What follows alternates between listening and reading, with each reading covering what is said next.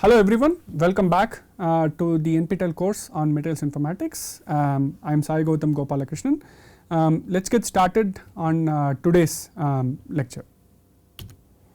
So just to give a brief recap of what we discussed, so we looked at the importance of materials innovation and how machine learning can actually help in finding new materials and advancing different applications. We also touched upon the evolution of modeling in material science over the last century or so.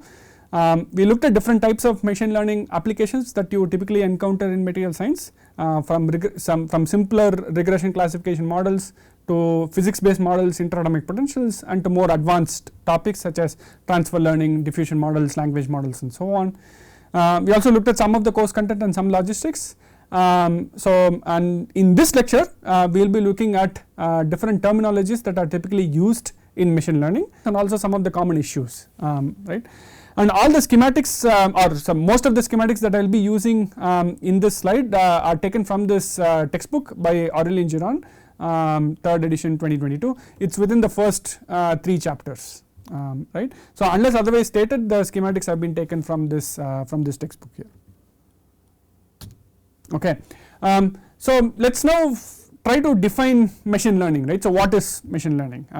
So Tom Mitchell, who is a professor in Carnegie Mellon University, gave this very famous definition of machine learning. So he basically said that machine learning is a computer program that is set to learn from experience E with respect to some task T and some performance measure P. If its performance on the task as measured by your metric here improves with experience, right. So this is a fairly sort of simple, straightforward definition of what is machine learning. So just to unpack this definition, right. So basically if you have any kind of model or program, right, and if it gets better at a certain task, right, as measured by some metric. So the task can be predicting something, predicting a property, it can be classifying whether a material is stable, unstable, and so on, right. So it can be a prediction task, it can be a classification task, and so on. So and you have certain way to measure the performance of that model on that task, right. And if you find that the model or program keeps getting better as it sees more data, right, or as it gets more experience, then that model or program is meant to be a machine learning model or machine learning program, right. Let us now take a very simple classic example, which is a filter for identifying spam emails from regular emails, right. So what is the task here in this kind of a filter? So the task is to flag emails, right. So you want to whenever a new email comes into your inbox, you want to flag it as either a regular normal email or a spam email, right. So that is the task, task T here, right. And then what is the experience, right. So how does the model experience or learn, right. And in machine learning parlance we often refer to this as our training set, and this is usually a bunch of emails, right. So you have your inbox, you have received a bunch of emails, and then you can sort of flag some of them manually as spam and flag the others as normal emails, and that is how the model, the filter, learns, right, what is spam and what is not spam, right. And then your performance, right. So performance is the metric P here. So the task is flagging emails, experience is the emails themselves, right, and performance. So how do you verify that your spam filter is actually getting better or not, right. So one simple performance metrics is accuracy, right. So let us say you receive 100 emails, right, and your spam, or let us say you receive 100 spam emails, and your model or filter correctly identifies 80 of those spam emails as spam and 20 incorrectly as spam, then the spam filter has about 80% accuracy, right. So we can always devise a metric to track how good the performance is of that model, right. And spam filter has been going around for several decades now. So they were first built into or brought into the picture in the early 2000s, much before neural networks were regularly used in the machine learning world, right. So even such a simple filter or such a simple model can be thought of as a machine learning model, right. So whenever you think of machine learning model, think of a task, right. Think of the experience of the data and think of a performance metric. So how do you measure whether the model is good enough, right. And then let's now think about why machine learning, right? So we have understood what is machine learning. So why is machine learning of relevant to us, right? I mean, there's a lot of buzz that is going, in the public literature on machine learning, AI, and so on. But we also have to step back and ask and fundamentally understand why these tools or these techniques are useful for us. One is to sort of simplify things, right? So let's say we try to manually create a spam filter for our inbox, right? Maybe we say, emails from this specific email ID are considered to be spam. Emails from this vendor are considered to be spam. Emails that have very large images, right, are considered to be spam, and so on, right? Maybe if we try to devise rules, we will give a long list of very complicated rules, right, and this is quite common for humans to do, right. So if we want to simplify such long set of rules and identify some commonality between different rules, so let's say emails from a certain domain always come with large images, right, then you can automatically identify them as spam instead of having two separate rules saying that either it is from this domain or it has large images, right. So we can think of machine learning tools to simplify such long list of complicated rules that humans generally come up with, right. So they can be used for simplifying things. They can also be used for complex problems that humans sometimes have difficulty with. So the classic example is speech recognition, right. So let's say you are listening to someone speaking with different voices, so let's say mimicking, right, mimicking a different person. It may be difficult for the human ear to discern that the same person is mimicking a different person, but for algorithm or a tool it may be easier because they identify patterns within the speech that human ears cannot identify, right. And speech recognition not just goes in identifying the person who is actually talking, it's also used in language, in live translations, right. So many humans have difficulty in learning multiple languages or being fluent in multiple languages, right. So these are problems that can get simplified if you use a machine learning tool, right, which can sort of change between different languages in a fairly seamless, fairly effortless fashion. Right. So for certain complex tasks that humans find it difficult, machine learning can be of use. The third use case is sort of changing environments, right, and this is particularly important in facial recognition, right. So what do I mean by changing environments? So if we take a picture in a restaurant versus airport versus let's say at our home, the background is different, the lighting is different, the way our face looks is also different, right. So for a human to identify that these are the same person under different environments, it may be a little bit difficult, right. But for an algorithm or a code, it may be slightly easier to identify that yes, it is indeed the same human but under different circumstances, right. In coding parlance, whenever we try to write a code to execute a certain task, right, we write in a certain language, we want some dependencies available for us to for the code to function well. And we write so that certain operating system versions or platform versions are compatible, right. So whenever humans write code, it's always dependent on the environment within which the code will be used, right. Whereas machine learning codes, or the way machine learning codes can be used, they can be adapted more easily to other environments. So the platform compatibility issue is less of an issue when you go into machine learning codes or machine learning generated codes rather than human written codes, right. So this is why sort of changing environments, machine learning can simplify tasks for us instead of humans doing all the tasks by ourselves. And the fourth use case is to understand data and also the solutions offered by a certain model or a certain tool. So humans in general are very good at handling lower quantities of data. So let's say tens, maybe hundreds, maybe a few thousand data points at best, right. But when the data scale goes up to hundreds of thousands or millions, right, it may be difficult for us to sort of structure the data internally within our brains, right. And this is where machine learning can really help in structuring data, in ensuring that it is able to understand patterns within the data very well. and sometimes machine learning can also be used for understanding solutions, right. So let us say we found a certain solution to work for a certain problem, but we do not understand why that works, right.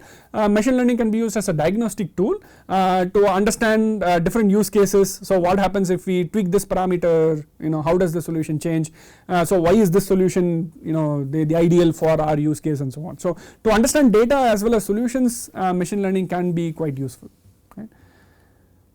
Okay. So now that we have understood what is machine learning and why machine learning can be useful, let us now understand the types of machine learning systems that we can come across. And machine learning can be classified under 5 different categories. So a single model can be classified under all of these 5 different categories. So let us now try to go through them one by one. So the first way to classify a machine learning model is to understand what type of output it is trying to predict.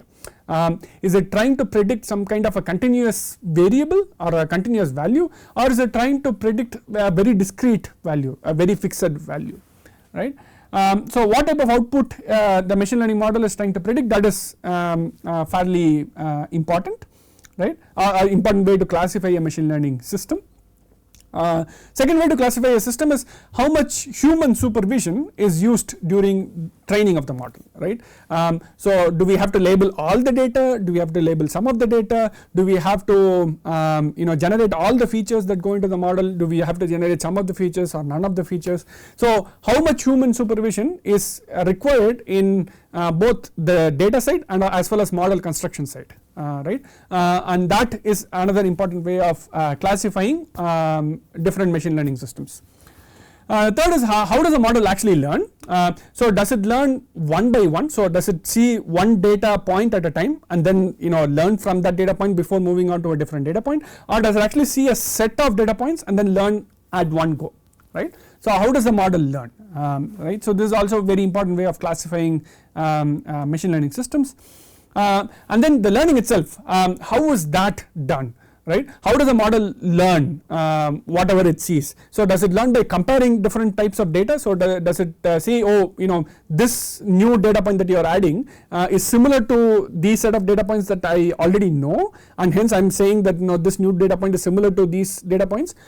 Is that how the model is learning, or is the model trying to learn some sort of underlying mathematical equations or functions, right. So I know that this curve looks like a sinusoidal curve, and hence a new data point should also be part of the sinusoidal curve, right. So how does the model learn? So does it learn by a direct comparison between data points, or does it try to understand some patterns and underlying mathematical functions or equations, right. So how is the learning done? So that is another way of classifying machine learning models. And then the final way of classification is how complex is the model, right.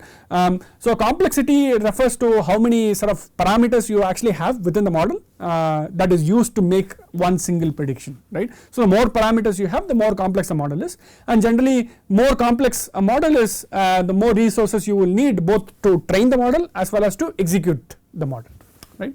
So these are the ways by which you can classify a given machine learning model or a machine learning system, and I will give you examples of how these classifications are done in the upcoming slides. Okay. So the first is what kind of output is getting predicted, right, and here is where you have the classic regression versus classification type of problem, right. So what is a classification problem? It's basically identifying which set of categories a new sample or a new data point belongs to, right. So let's say you have a set of data points that is colored in purple here and another set of data points that is colored in yellow here, and let's say you add a new data point, let's say this data point here, and the model is now tasked to predict whether this is this should be colored in yellow or this should be colored in purple, right. So it is trying to do a classification task here. So if you consider yellow to be to represent a binary value of 1 and purple to represent a binary value of 0, you are trying to predict whether this new data point is in 1 state or is in 0 state, right. So this type of a discrete prediction is referred to as a classification problem or a classification task, right. So your machine learning models can be classification based models in nature, right. They can also be regression models. So here the machine learning model tries to predict a continuous value, basically a float point value, anything between 0 to 1 or -1 to 1, right. based on other variables that the model already knows, right. So let us say you have a bunch of data points and your model has learned that these data points lie roughly on this straight line here, right. So when a new data point is added, let us say this data point here, right, the model will now try to predict a value for this new data point, which may be on this black line here, right. So regression is the task where the model tries to predict some kind of a continuous value dependent on other parameters, other variables associated with your data point, right. So this is one way of classifying a machine learning model, whether it's trying to predict discrete values, classification, or continuous values, regression.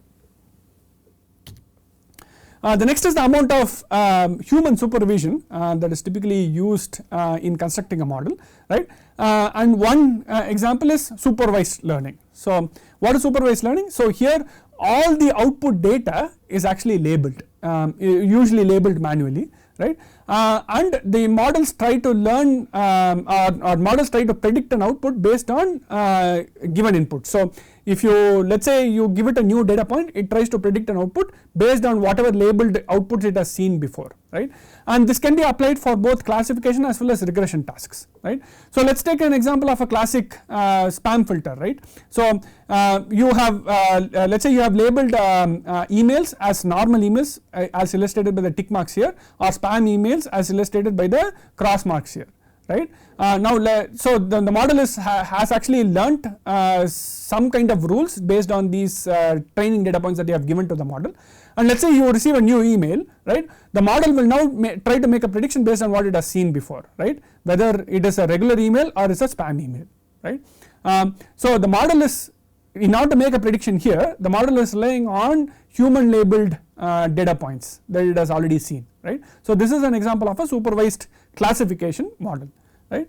You can do the similar exercise for a regression model as well, right. So let us say these are all the outputs that a human has fed to the model, right. So you have the value here, and then these are a function of some sort of descriptor or feature here, right. So now let us say you describe or you give a model a new instance which has this feature value here, right. So new instance is a new data point, so the new data point has this feature value. So this value could be, let us say, a dimension, could be a speed, velocity, or you know, in materials parlance it could be a crystal structure, right, or a composition, right. So let us say you give it a new feature, what value should it have, right. So this is a regression model trying to make a prediction, and it is trying to make a prediction based on all the human labeled data points that it has seen before, right. So you can also have regression data that has been learnt in a supervised manner, right. So supervised learning is one way of classifying a model based on the amount of human supervision that is actually required to train the model,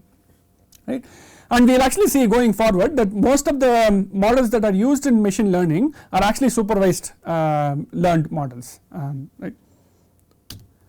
And when we think about supervised learning, there are several algorithms that are typically used for training these models. So some of the quote unquote simpler ones are linear regression, k nearest neighbors, logistic regression, and support vector machines.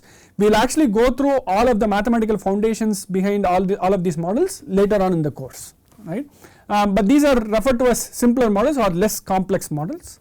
There are also decision trees and random forests. These are referred to as ensemble models. So they try to make a prediction by training multiple models in one go.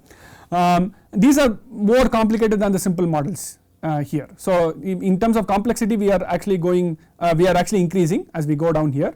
And then the final one is neural networks. We will cover neural networks in detail later on in the course, but neural networks are some of the most complex architectures we have access to, right. So they can have a lot of parameters in order to make a single prediction, and hence they can require a lot of data to be trained properly, and they can also be very heavy. So they may need advanced computing infrastructures to both train the models and also to make predictions, right. So in terms of complexity, we are actually increasing as we go down in this list.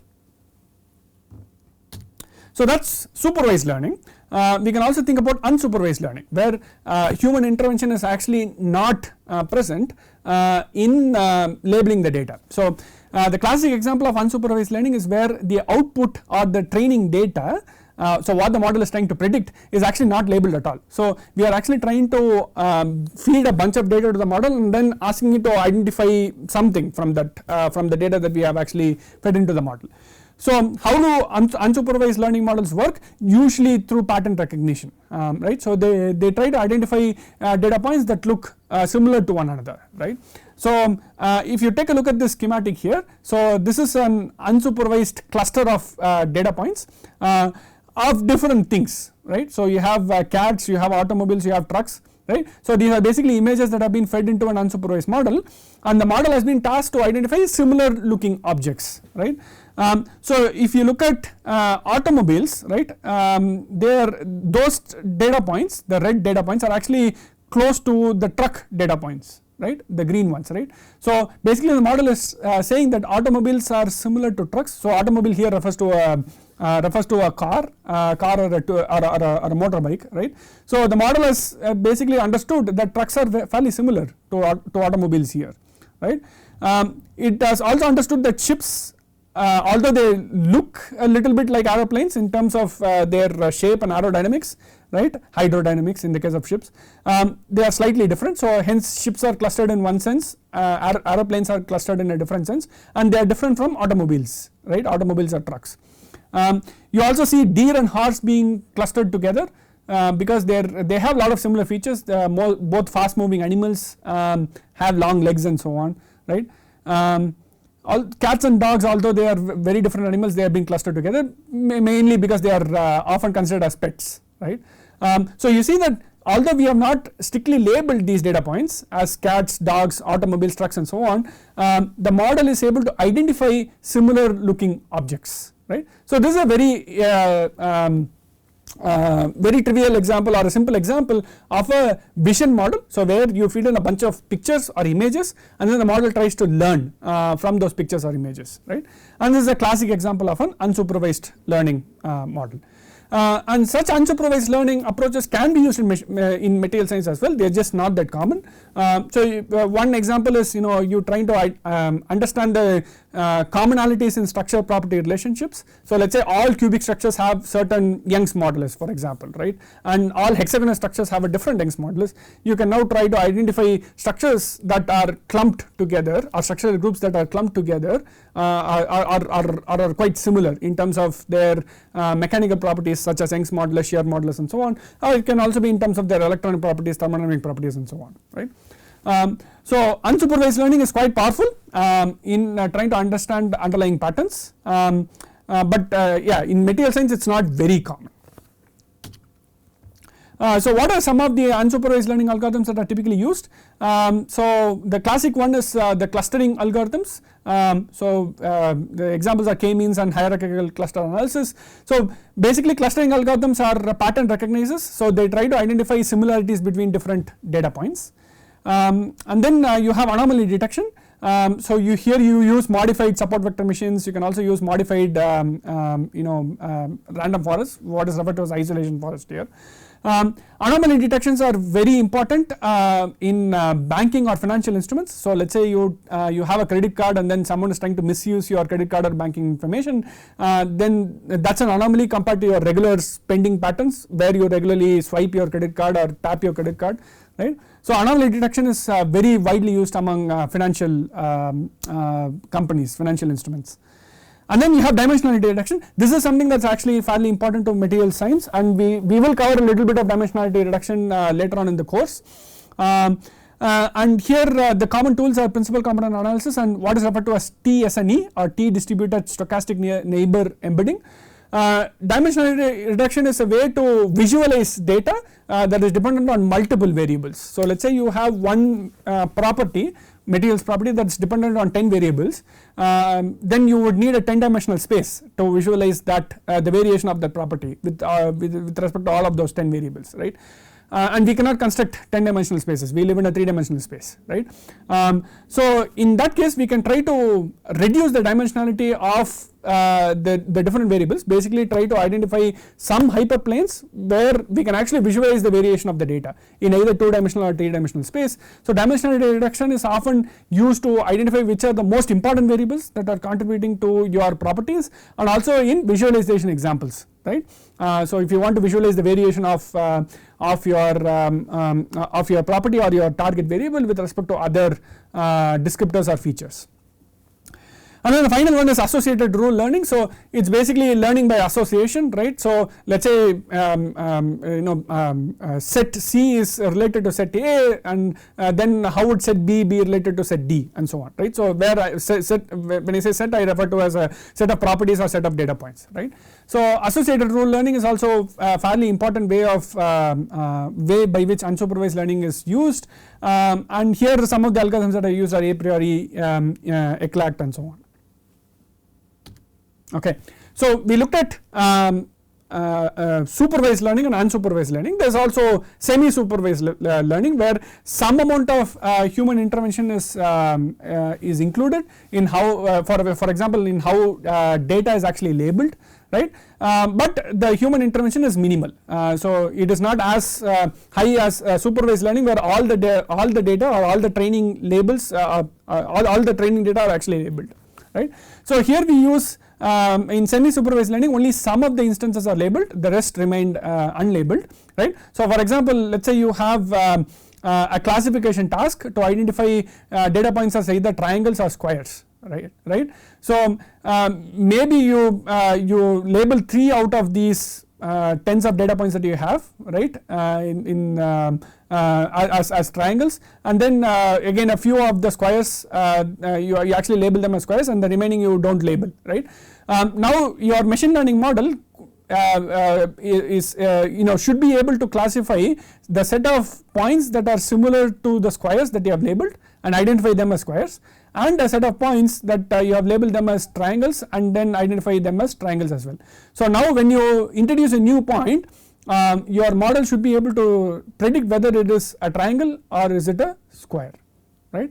So here we are not labeling each of the instance that the model has already seen. So these circles are basically indicating that these are data points that humans have not labeled, right, but yet the model is able to learn some kind of classification task, right, where it's able to classify data points correctly as either triangles or squares, right. So this is an example of a semi-supervised learning, and some of the algorithms that are used are deep belief networks, restricted Boltzmann machines, and so on. Restricted Boltzmann machines are actually quite useful, and they have been used in material science as well. Okay. The other example of how the model learns or how much supervision is actually used is in reinforcement learning, right. So in reinforcement learning there is a little bit of human intervention that is used, but there is also a lot of learning that the model does it by itself based on tasks that it is given, right. So here you have an agent that sort of trains the model by rewarding it for the right tasks that it does, and then penalizing it for the wrong tasks that it does, right. So for example, let's say you have a model that is supposed to understand how to avoid fires or what to do when you have fires, right. So the agent will try to, or the model will try to do a few things. So maybe first it tries to approach the fire and get close to it, right. And this is actually a bad idea, right. So first you have to fill water and then approach the fire, right. So if the model tries to approach the fire directly, there will be a penalty which detects some points or some rewards, right, from the model. So now the model will now try to avoid approaching that fire directly. It will first approach the water, and then it will then take the water and approach the fire, right. So here you have some kind of a risk, so you have a reward and penalty system, right. And this reward penalty system is used to train a model to do certain tasks, right. The classic example are actually gaming algorithms. So if you think about AlphaGo, right, which is the machine learning model that bet humans at the game Go, right, that was actually designed by using reinforcement learning, where some moves were rewarded for the model and other moves were actually penalized, right. So reinforcement learning is quite popular in gaming tools, although in the domain of material science I have not seen several examples with reinforcement learning. It has been used, but it is not very popular. Okay. So those are the examples that we saw. So unsupervised, supervised, semi-supervised and reinforcement learning are the examples of how human supervision can be used for classifying machine learning systems. The next way of classifying a machine learning system is how the model actually learns, whether it learns one by one, so it sees one data point and then learns from it, or it sees an entire set of data points and then learns from it. So in the batch mode of learning, right, the model is actually trained using all available data, so it actually sees a bunch of data points and then learns from all of those data points in one go. And this batch mode learning is often referred to as offline learning, and it usually takes more time and resources because the model has to see a large amount of data in one go, so your memory requirements actually go up because all of these data points have to be stored in the memory in your RAM, for example, right. And it may also lead to a lot more computational tasks, so your CPU or GPU resources may also go up, right, for training these models, but usually batch learning is done a few times, so all you have to do is train the model once or twice and the model is usually quite reliable. So batch learning often leads to very stable models, so where what I mean by stable models is, let's say you have a model that has been trained and then you add a new data point to that model and retrain it, the new model is not very different from the older model. So in other words, introduction of new data does not destroy the old model that you had completely, right. So that is often referred to as stable models, and usually batch learning gives rise to more stable kind of models. You also have what is referred to as online mode of learning. So here the model learns sequentially, so it sees one data point and then it learns from that one data point usually, or it sees a small number of new data points and then it learns from them, right. So here the amount of data that the model learns from in one step is very small compared to in batch mode learning. So since the amount of data that it sees in any training step is very small, training is usually very fast, right, and it's not very memory intensive, so the amount of resources that you would typically need to train the model is low, and online mode of learning is what is typically used in any model that uses active learning, right. So active learning is where models learn on the go and then they try to make predictions on the go. So in any active learning framework the model learns online, right. But the one drawback with the online mode of learning is it can lead to unstable models where introduction of a new data point can completely destroy a model, the model's predictions. So it's often a trade-off whether you use batch mode learning or online mode learning depending on the end application. So if you need stable models, if you only need to train a models a few times, right, you would go for batch mode learning. But if it is important for you to make predictions on the go, let's say you have a live anomaly detection system where you actually have to learn on the go, and anomalies in materials could be like cracks, for example, right, on surfaces of materials as you are manufacturing sheets or rods, right. In that case maybe an online mode of learning becomes more important, right. So batch and online mode are two different modes of learning, and there are trade-offs associated with how you train a model based on these two modes of learning. Okay, so that's on the type of learning. The other way of classifying machine learning models is how the model actually learns the data, right, or what kind of relationships the model actually learns, right. And here again we can differentiate machine learning systems into instance based learning or model based learning. In instance based learning, basically the model or the system measures similarity between data points, right. So let's say you have a set of data points here, so most of them have the data points have been labeled here as either triangles or squares, right. And let's say you now introduce a new data point here, the model will now try to classify this new data point as either a square or a triangle based on how similar this new data point is to the existing data points that it already knows, right. So in some sense the model has completely memorized all the data that it has seen before, and then for any new data that you add, it sees the similarity between what it knows already and the new data point that you have shown it, right. And this type of learning is referred to as instance based learning. So many of the clustering algorithms actually rely on instance based learning, and instance based learning can be quite memory intensive because it tries to memorize all the data points, so it actually has to remember all the data points. The other way is referred to as model based learning. So here the machine learning system tries to build a model or a set of equations or a set of functions, right, to make predictions, right. So let's say you once again have a set of triangles and a set of squares. What the model tries to learn or predict is some kind of a classification frontier or a function that describes this line, right. So basically the model tries to say that anything within these dashed lines is a triangle and outside these dashed lines is a square, right. So now if you present a new instance to the model only has to know whether this new data point is within the dashed lines or outside the dashed lines. It doesn't actually have to remember all of the data points that it has seen before, right. So it doesn't have to store all of these data points, it only has to remember this dashed line here, right, and this dashed line is a mathematical function, right, or a mathematical equation, right. So the model actually tries to learn these types of frontiers or functions or equations rather than memorizing or remembering all the data points, right, and this is referred to as model based learning. In material science you will find instances of both. So you will find cases where instance based learning is useful and you will find cases where model based learning is useful. Okay. And the final way of classification is in the complexity of the machine learning model itself. So we looked at how much human supervision is required. We looked at batch versus online mode of learning. We looked at model versus instance way of learning. The final way of classification, final way of identifying a machine or classifying a machine learning model is on the complexity of the model. And this is where sort of classical and deep learning models come into the picture. In classical models these are usually simple models, these are usually physically interpretable and they can be quite fast, so they do not require a lot of resources and they may come with accuracy limitations. Some examples of classical models are linear regression, sort of logistic regression, even some ensemble models are considered to be classical in nature. And then you have these deep models which are usually neural networks in nature, and these can be complex models.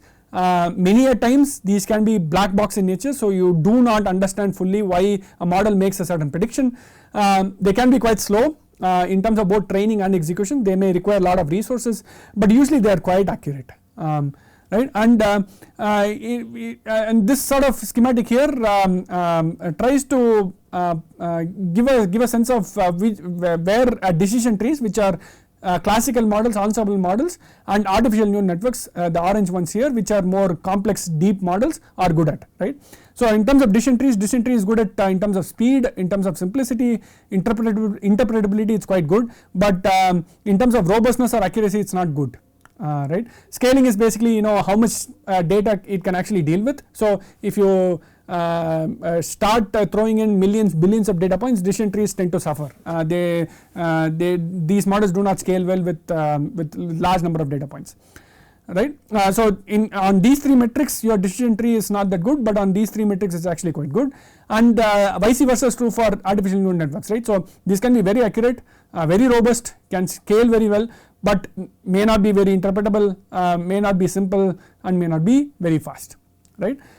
So these are trade-offs that we have to deal with. So usually depending on the end application we may have to use a classical machine learning models, maybe because we don't have a lot of data points, or maybe we want physically interpretable simple models, and in some cases we may need deep models because we have large amounts of data, and classical models simply are not accurate enough with those large amounts of data, right.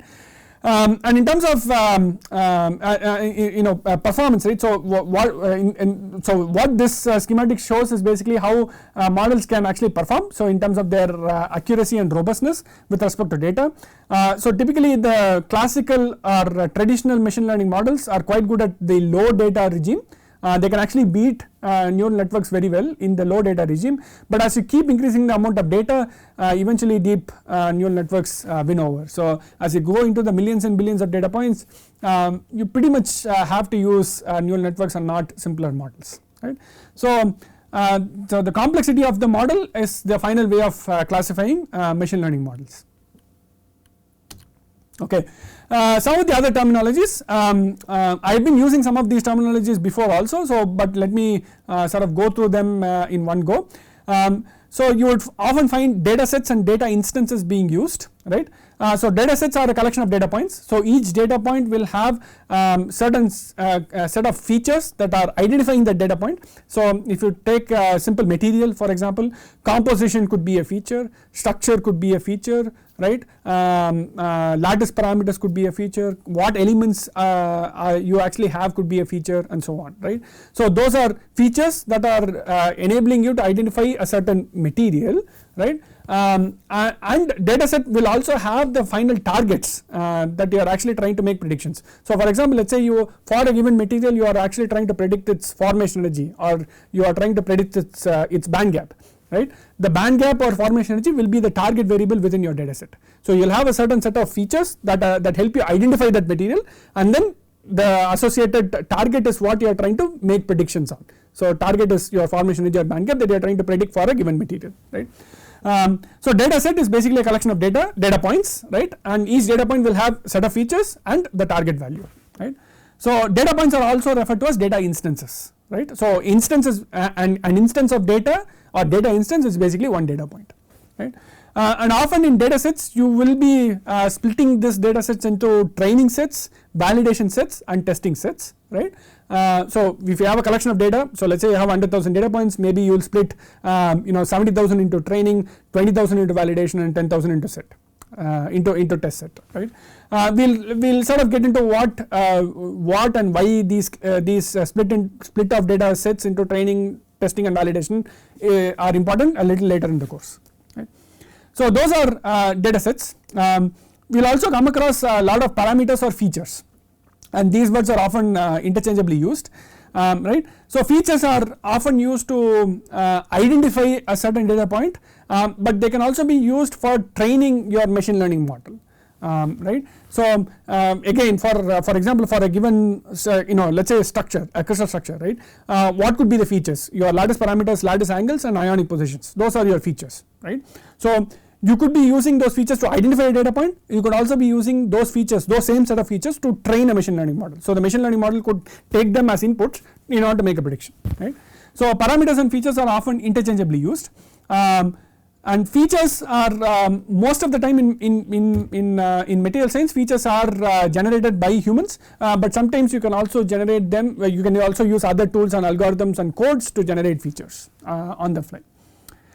And then you have hyperparameters. So hyperparameters are associated with a given machine learning model or a machine learning system, right, and these hyperparameters are parameters that have to be manually determined, and there are ways to determine them, either manually or even sort of automatically. There are ways to determine hyperparameters, but hyperparameters are important in defining the model. So a model is not complete without its hyperparameters. So a model has features going in, and then it's trying to make predictions on the output, the target, right, and then it requires certain hyperparameters to define itself, right. So hyperparameters are important in the definition of any machine learning model.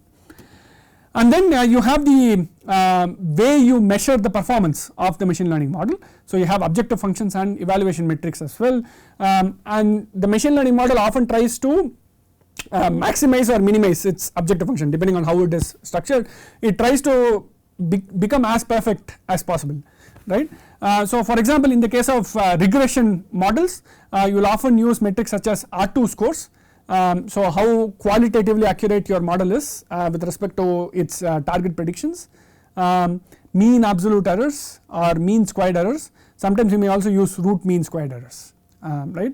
We'll get to the definitions of these evaluation metrics a little later, but often you will use one or all of these evaluation metrics to train a regression model, right. So the model will try to maximize its R2 scores and will try to minimize its mean absolute errors and mean squared errors. In the case of classification models, you can also have several metrics. So you can think about accuracy, you can think about precision, and you can also think about recall as different metrics. We will define these metrics a little more rigorously when we go through regression and classification workflows, right. So we need to define an objective function or an evaluation metric for the model to maximize or minimize as its training, right. And then the final is the optimization algorithm. So how is the model actually training, right. So how is it able to increase or decrease its objective function, its evaluation metric, and that's actually determined by the optimization algorithm.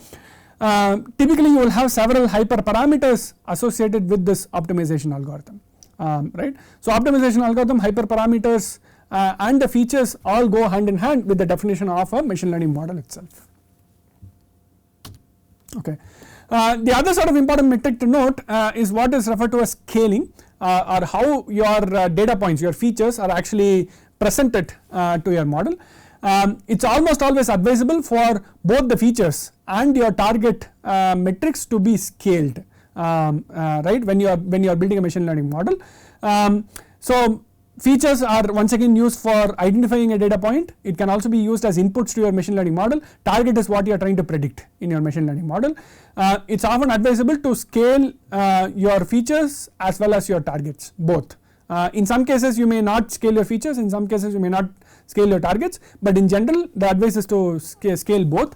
And you can do either, in terms of scaling you can do either standardization or normalization or both, you can also do both. So in standardization we have, let's say we have a collection of data points, we ensure that the mean of the data points is actually 0 and the standard deviation is restricted to about 1, right. So that is what we do in standardization. In our normalization we actually set the minimum of the data points, so that could be either features or the target values, the minimum value to be -1 and the maximum value to be at +1, right. So you can also combine both of them, you can also do standardization followed by normalization and vice versa, right. So I mean these two schematics basically show examples of data points. So this is basically our target here, so this is highest optical mode phonon frequency here, and this is the number of data points that are actually present, right. So you see that when you are not scaling or normalizing your target metric, you see values ranging all over, right. So from 0 all the way to about 3500, but if you do both standardization and normalization, so this is standardization followed by normalization, you see that the data points are all restricted to between -1 to 1. And this often this standardization and normalization often helps in the model in ensuring that the numerical noises are lower, right. So scaling is often an important exercise that we will do before training a model. Okay. So now that we have understood the types of machine learning models and some terminologies associated with them, let us also briefly look at what are the challenges, what are the typical challenges that are associated with machine learning, right. So one challenge that is often encountered in machine learning is the trade-off between overfitting and underfitting, right. So let us say you have a set of data points indicated by the black points here, right. The true function that is actually representative of these data points is this red line here, right. So this one looks like almost a sinusoidal function here, right. But let us say your machine learning model has too few parameters, too few metrics, too few features, right. Then the machine learning model can just predict a straight line, right, roughly a straight line that is going through here, right. And you see that this straight line is clearly an underrepresentation of the sinusoidal curve, right. So this is referred to as an underfit model, and these are models that are not good enough for us, right. The other extreme is overfitting, right. So where again the true distribution of data points is this roughly sinusoidal curve here, right, but our machine learning model has too many parameters that it is actually fitting every single data point perfectly, right. And since it is fitting every single data point perfectly, you see these wild unphysical oscillations here. So these oscillations are totally uncalled for, not needed, right. But these oscillations are inevitable in an overfit model. So basically if you start introducing new data points here, here and so on, the machine learning model will make wildly long predictions, right. So overfitting is again not something that is that we want in our machine learning models, right. And to sort of visualize what happens to our models, right. So I am plotting the errors here versus the complexity of the models. So complexity refers to number of parameters. The more complex a model is, the more it tends to overfit the amount of data that you have actually shown.